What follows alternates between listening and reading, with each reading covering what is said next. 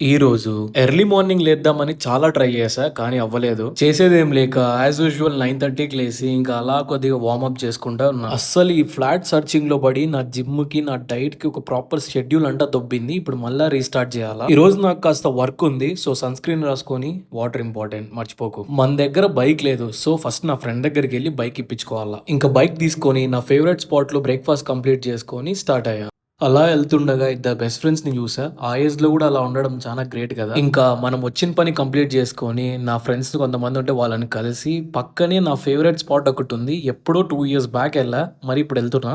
So, ఇప్పుడెళ్తున్నాను నేను. हाँ? Just video shoot करने के लिए। हाँ? जस्ट 2 मिनट्स वीडियो शूट करके आ जाऊँगा मैं। इधर इधर मर्डर हुआ है, नहीं जा सकता। ओह! ओह! 2 लाजे जस्ट ना जस्ट तुम बैठो पीछे, 2 लाजे जाके वीडियो काट के आ जाऊँगा मैं। हाँ? జల్దీ 5 లాగే మేడం. థ్యాంక్ యూ భయ్యా. వాడు ఓకే అన్నాడు. నా ఫస్ట్ సెమిస్టర్లో ఇక్కడికి వచ్చాను యాక్చువల్గా. ప్లేస్ చాలా క్రేజీ ఉంటుంది. లొకేషన్ చూడండి, క్రేజీ దిస్ లొకేషన్ ఒకసారి.